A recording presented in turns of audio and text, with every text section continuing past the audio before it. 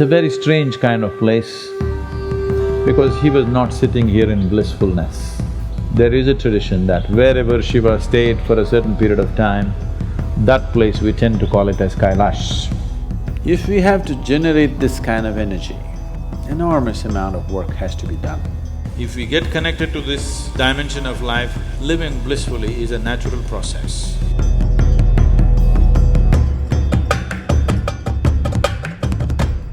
This is a space, this is a mountain which has seen many sages and seers right through the ages. It's called Velliangiri because Velliangiri literally means either white mountain or silver mountain, but it's all green. So why it's referred to as Velliangiri Mountain is almost 10 months of the year, the peak of the mountain will always be the cloud. And it looks silvery from here, it's called Silver Mountain or White Mountain.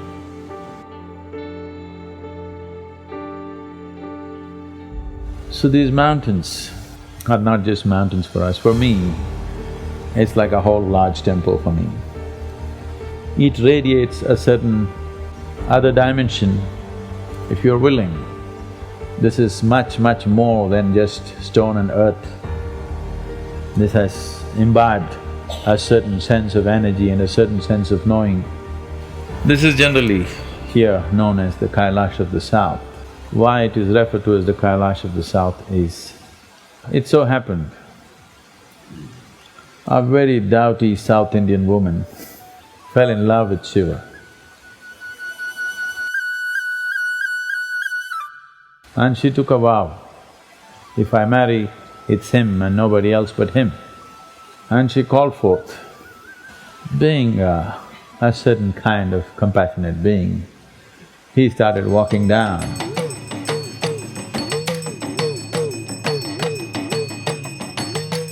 But a whole host of other beings, other gods, goddesses, celestial beings did not want him to have a South Indian wife. So they all conspired to stop him in so many ways. But it didn't work, he was determined to come. And she set a date, if you do not come before this date, I am shedding my body. So he was hurrying down. He was to reach this place before sunrise and he was walking down. So the gods created a false sunrise by setting up a huge mound of camphor. They set up a false sunrise and Shiva thought sun is coming up and he thought he's failed, that he's not made it in time and she would have left. So he came very close to that place which is today called as Kanyakumari, where she stood and she left her body. So that's why she's called… it's a maiden's temple. She just stood there and left her body because he did not come in time. But he had come in time, he came very close, but he thought he didn't make it, just 22 kilometers away. He turned back and she left.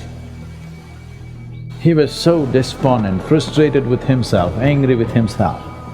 He came and he needed a place to sit down, so he went up Velliangiri Mountains and sat there. It's a very strange kind of place because he was not sitting here in blissfulness. He was not sitting here in meditation. He sat here in a certain kind of despondence and anger about himself. So the energy up there is very, very, very different from anything you would have imagined.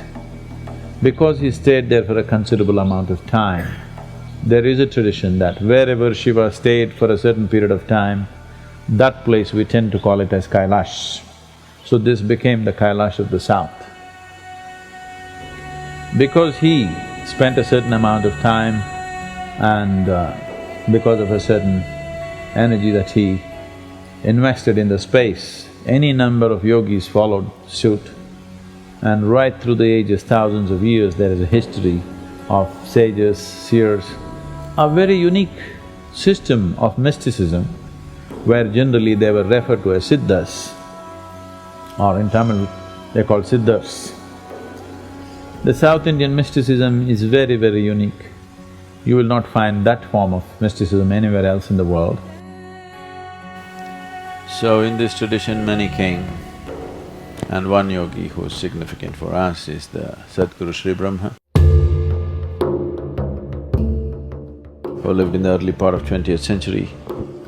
And when he had to leave his body, he went up the mountain, he sat there, and this is a unique happening which even today is as alive as it ever was. He exits through the seven chakras, which is an extremely rare happening. And even today in that place, it's just the way it was on that day, that energy and that space, just like that. You need not know anything, it'll just blow you out. Because there are just a few places in the whole planet which have witnessed that kind of event where a being leaves through all his seven chakras. Because he's a Chakreshwara. One who can leave through his seven chakras is called a Chakreshwara. Shiva was known as a Chakreshwara, Matsyendranath was known as Chakreshwara, Goraknath was known as Chakreshwara, and a few other yogis have been known as Chakreshwaras, and they're just handful in this few thousand years.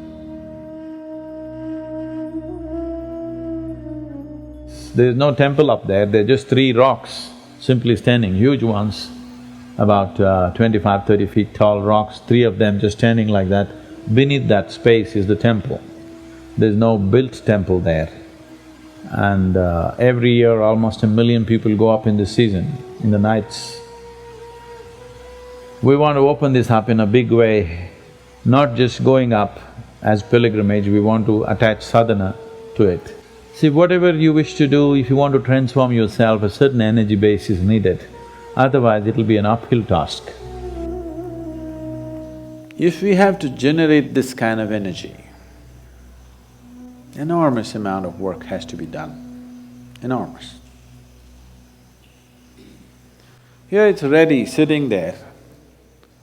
All you have to do is just look up and say Shiva. All you have to do is look up and be receptive to it, that's all.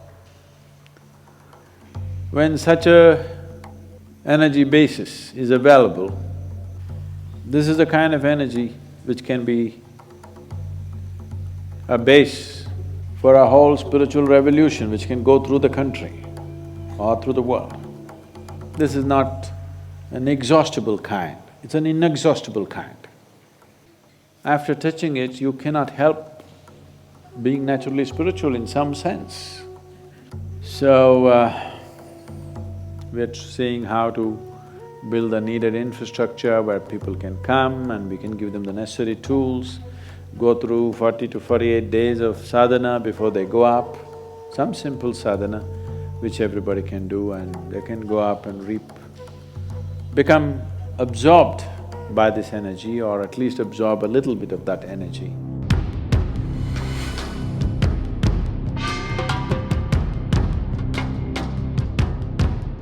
Shivanga means to become an anga. You know what's an anga? A limb of Shiva. You're anyway limb of Shiva, okay? Shiva means that which is not. That which is not is the maximum presence in the cosmos. That which is a small happening. So when we say Shiva, we are referring to that which is not. The huge body of that which is not has a few limbs. Now, one may be a galaxy, another may be a star, another may be a solar system, another may be a planet, another may be an atom, another may be you. But all these are just limbs of Shiva, isn't it? Because everything has come from nothing. You are a limb of Shiva, but you are living without that awareness. So the sadhana is structured in such a way to bring this into your awareness. The nature of human existence is such, whatever you are not conscious of does not even exist for you. isn't it? So a whole process which lasts for about 42 days is set up so that you go through this whole process to come to that experience, establish this in your life, that you're actually a limb of Shiva. Only because you think you're an existence by yourself. You're a unique piece of existence, not connected to anything around you or anybody around you. That is why suffering, that is why loneliness, that is why struggle, that is why fear, isn't it? If you become truly separate, you will fall dead. You will cease to exist. Your existence is possible only because of the connection. But how unfortunate when you're connected with something so tremendous, not being conscious of it, not knowing it, not experiencing the joy of it.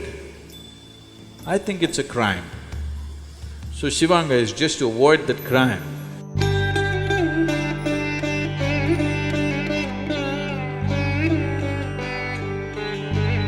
If we get connected to this dimension of life, health, well-being, prosperity, these things should happen. Above all, living blissfully is a natural process. So, this is a fundamental process which is set up to create the right ambience in you. If you walk into the sunlight, everybody does not receive the same amount of life. If they breathe, everybody does not absorb the same amount of oxygen. If they eat, everybody does not absorb the same amount of nutrients, simply because of the type of ambience you set within yourself. So the Shivanga sadhana is about setting that ambience so that whatever else you do, you have a fundamental basis so that everything prospers on this platform. Or in other words, you're building a spiritual platform for yourself so that whatever else you do upon it works well.